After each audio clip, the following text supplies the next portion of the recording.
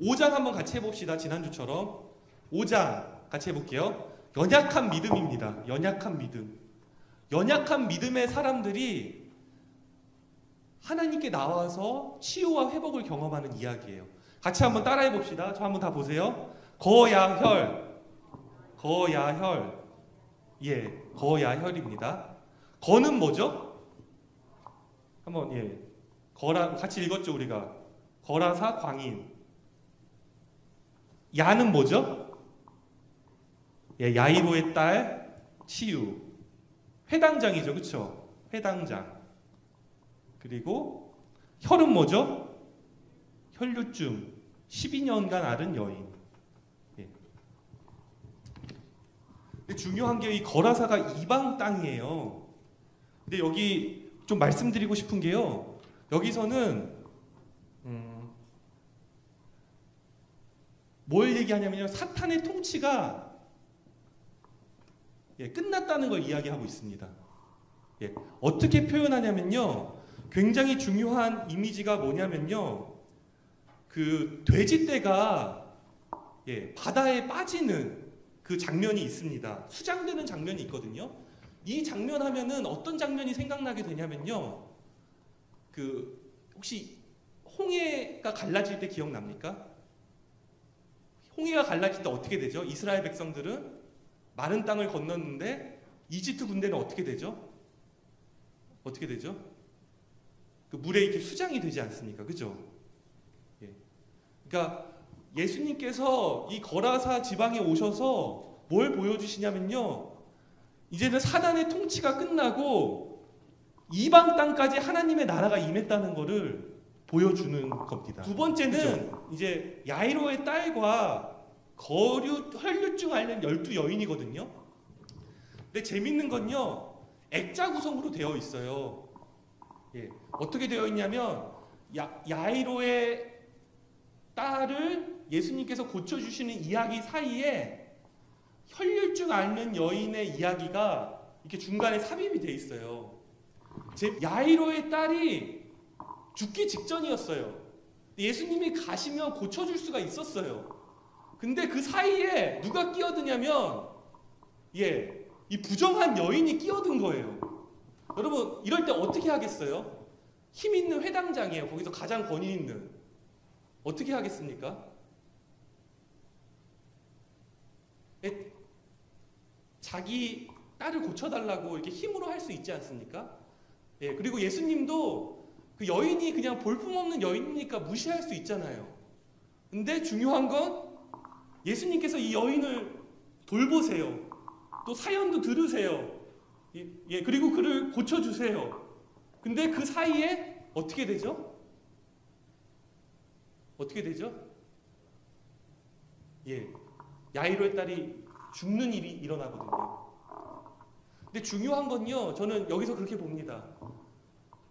이 사단의 권세를 물리친 하나님 나라 역사가요. 이제는 그 유대 땅에 임하는데 모든 계층에게 임하는 거예요. 그러니까 복음은 모든 사람을 위한 복음이에요. 아멘이십니까? 그냥 믿는 사람들만을 위한 복음입니까? 그냥 특정 계층만을 위한 복음입니까? 가난한 사람들만을 위한 복음이라고 이렇게 개혁적인 사람들은 얘기하고 또 힘 있는 사람들은 자기만의 복음으로 간직하기 원하는데 중요한 거는 회당장 야이로의 딸이나 하나님께서는 이 혈류증 앓는 부정한 이 사회에서 소외된 여인이나 똑같이 사랑하시고 돌보시는 거예요. 왜 그렇게 하실 수 있죠? 예수님이요?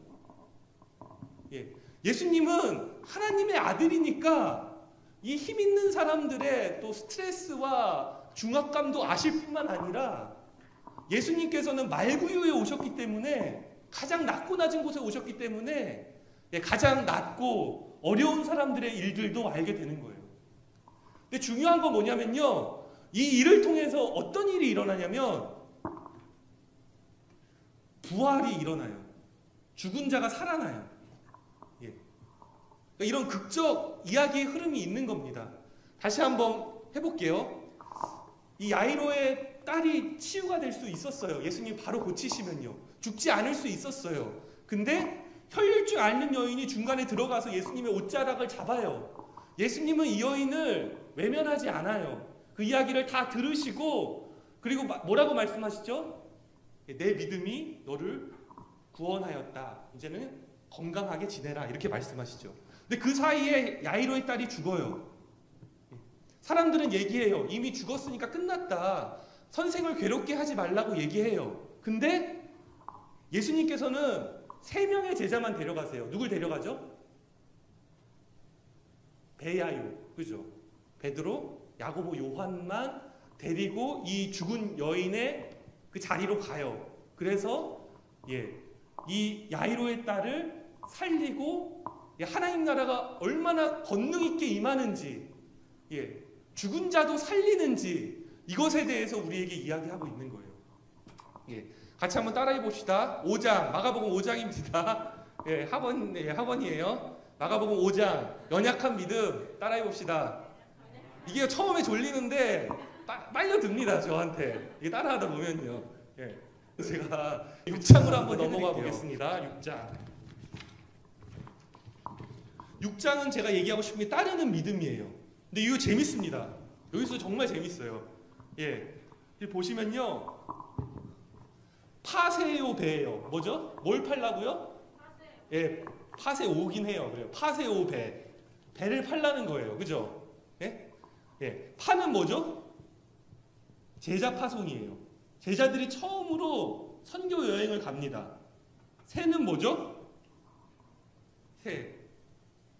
세례 요한의 죽음이 중간에 이것도 삽입돼 있어요. 요한 죽음. 이것도 액자 구성으로 중간에 삽입이 돼 있고요. 그 다음에 이건 뭐죠? 오병이어예요.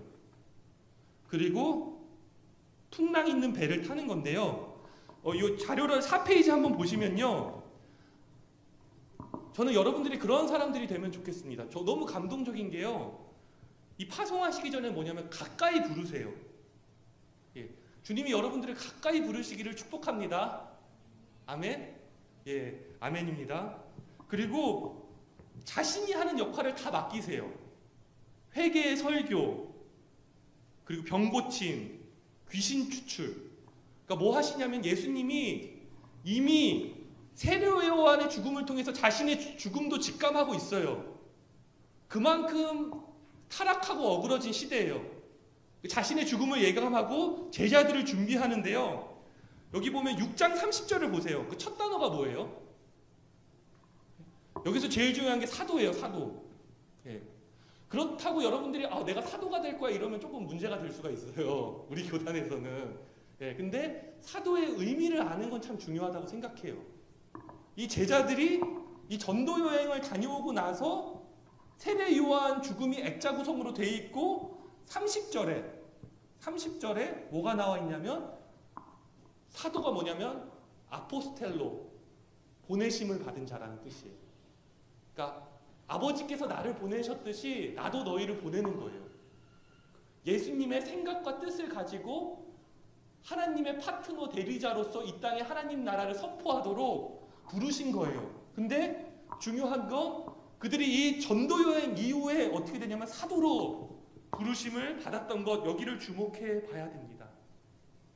그 다음에 이 오병이어에서는 저는 한마디만 기억하면 좋겠어요. 뭐냐면 너희가 그들에게 먹을 걸 줘라. 먹을 걸 주라. 이 오병이어 사건도 우리가 그리스도의 신실하신 그분이 축사하시고 기적을 베푼 일만 기억하는데요. 본문을 잘 읽어보면 이 따르는 믿음을 요구하세요. 이제는 사도라고 불리는 이들이 어떻게 되냐면 그들이 직접 음식을 찾아요. 그래서 음식을 구해요. 그리고 축사하신 음식을 직접 나눠줘요. 이게 나중에는 어떻게 되겠습니까? 예수님이 십자가에 돌아가시고 나서는 제자들이 예수님의 역할을 할 거예요. 그때 그들은 빵을 나누는 게 아니라 뭘 나누겠어요? 주님의 살과 찢기신 살과 찢기신 피를 나누고 그 주님의 제자들이 주님의 찢기신 살과 피를 나눌 때 그 식탁이 어떤 식탁이 되겠습니까? 예, 주님의 식탁이 되고 생명이 일어나는 식탁이 되고 병고침이 일어나는 식탁이 되고 진정한 우리의 깊은 내면화된 죄가 소거되는 새로운 존재가 되는 그리스도 안에서 그러한 식탁이 되는 겁니다. 그러니까 예. 너무 영광스럽죠. 예수님이 그러고 나서 사람들이 모였는데 사람들을 해치고 제자들만 배를 태워 풍랑에 보내요. 근데 여기 밑에 보시면 4페이지 밑에 보시면요. 이때 예수님한테 혼납니다. 뭐라고 혼나죠? 마가복음 6장 52절 한번 보시면 좋겠어요. 한번 봅시다. 읽어볼게요. 이는 그들이 그 떡을 떼시던 일을 깨닫지 못하고 도리어 마음이 둔하여졌다. 이 표현이 너무 중요해요.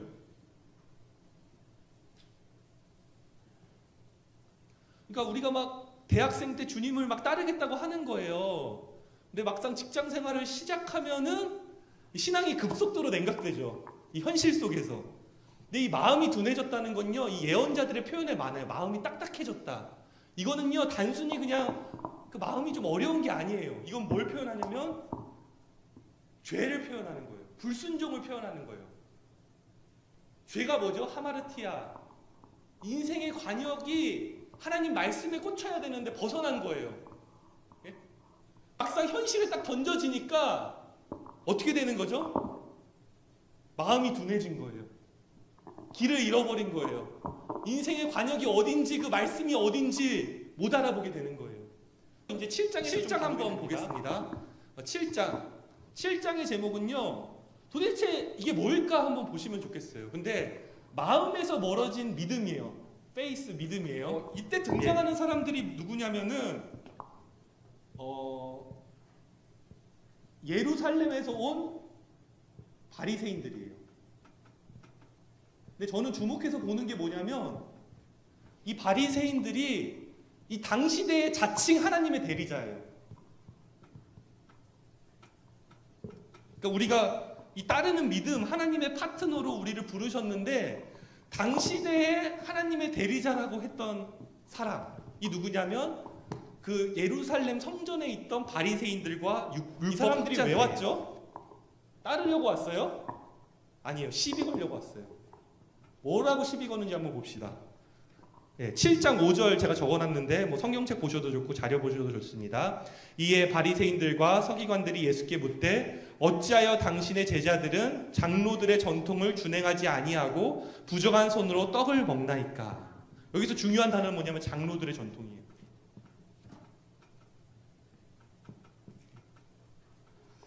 이게 제가 써놨는데요. 전통이라는 건 한 공동체가 가지고 있는 어떤 습관 같은 거예요. 근데 어떤 상황이 되었을 때 권위자의 가르침을 기초로 해서 공동체에 일반적으로 적용이 돼요. 이 전통은 굉장히 중요한 건데 예수님께서는 이걸 왜 문제 삼냐면요. 우리가 지켜온 어떤 형식들을 집착하게 되면요. 새롭게 샘솟는 샘을 잃어버리게 돼요. 하나님과의 친밀함을. 이런 것들을 여러분들도 우리가 다 경험해 봤을 거라고 생각을 합니다. 근데요, 재밌는 거는 왜 장로들의 전통을 지키지 않느냐고 할 때 예수님이 뭐라고 대답하시죠? 7장 8절이에요. 아주 그냥 명확하게 예수님께서는 반박을 하세요. 뭐죠? 하나님의 계명을 버렸다. 그리고 사람의 전통을 지켰다. 전통을 지켰다는 거예요. 예수님의 응답입니다. 하나님의 계명은 여러분들이 보시면 좋겠는데 첫 번째는 십계명이에요. 십계명. 이 계명이란 단어를 쓸 때는요, 예수님이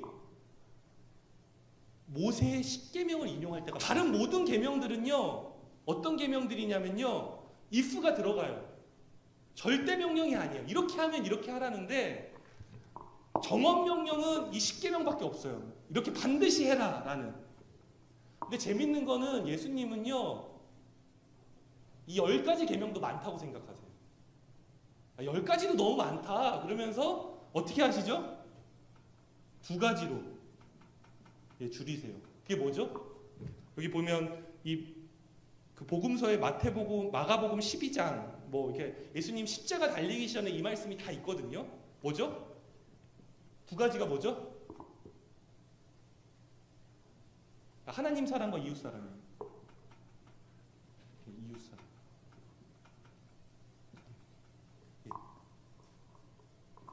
그러니까 이거를 여러분들이 이해하시는 게 굉장히 중요해요.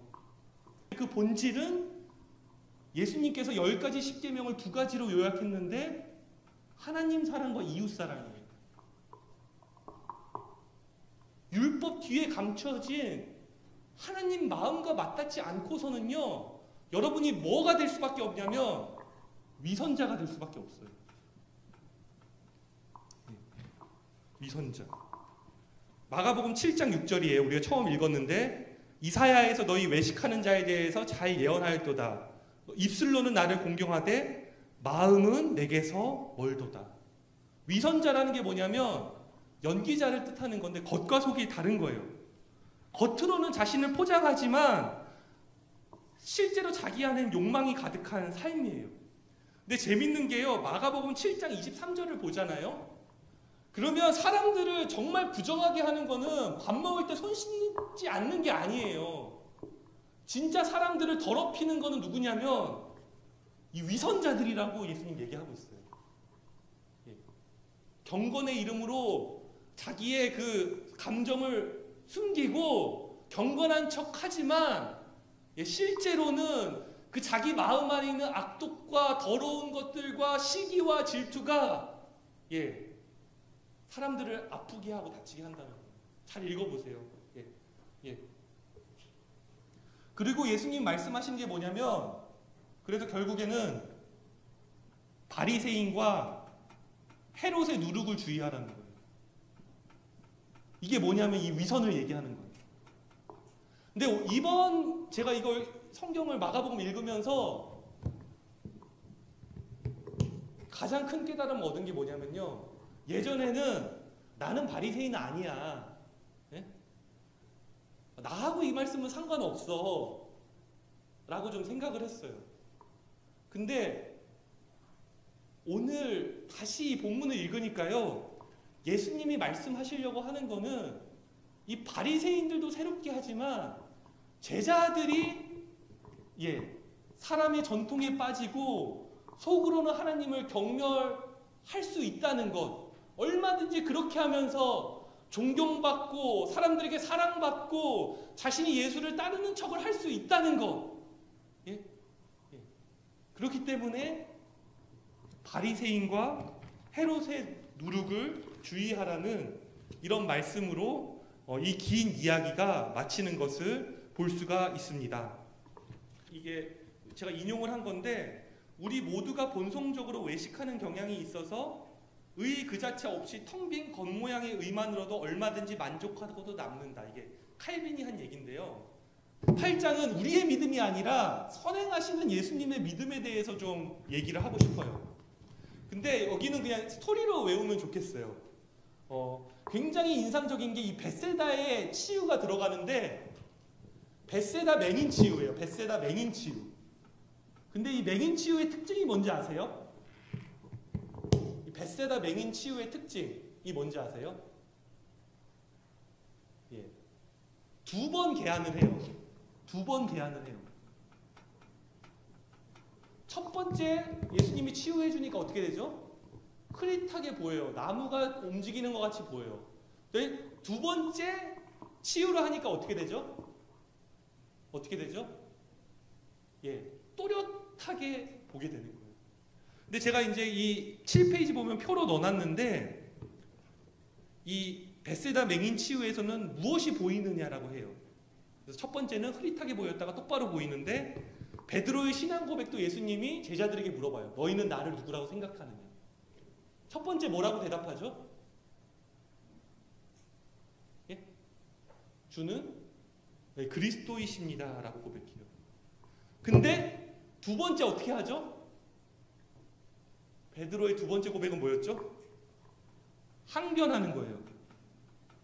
이거는 뭐냐면 꾸짖는 거예요. 꾸짖는 건 언제 쓰였죠? 귀신 쫓을 때 예수님이 꾸짖잖아요. 그 똑같은 단어를 예수님한테 쓰고 있는 거예요. 이것이 어떤 걸 통해서만 가능하냐면 2차 계한이 돼야 되는 거예요. 2차 계한. 그러니까 절대로 주는 그리스도, 권능의 주만 알고서는 절대 예수의 길을 따라갈 수 없다는 거예요. 주님을 이해할 수가 없어요. 인자의 고난, 죽음, 부활을. 그냥 넘어가요. 고린도 후서 말씀을 마지막에 인용했는데 바울이 이런 기도를 해요. 어떤 기도냐면 우리 마음속에 예수 그리스도의 얼굴을 나타난 하나님의 영광을 아는 지식의 빛을 내게 비추어 주시옵소서. 예. 우리 마음속에 뭐라고요? 예수 그리스도 안에 있는 하나님의 영광을 아는 지식의 빛을 비추어 달라. 저는 이 빛이 이 인자의 고난과 죽음을 이해하는 그 빛. 예. 근데 겉모습은 너무나 볼품이 없죠. 이 어느 세대도 이렇게 누추하고 볼품 없고 이런 메시아는 없었어요. 근데 성령께서 보여주신다는 거예요. 이분의 거룩함을, 아름다움, 또 긍휼을, 심판을 이기는 힘을 보여준다는 겁니다. 그래서 이 8장, 인자 예수의 믿음, 이 선행하는 믿음 안에서 우리의 믿음들이 아름답게 가꾸어지면 좋겠다는 이야기를 드렸습니다.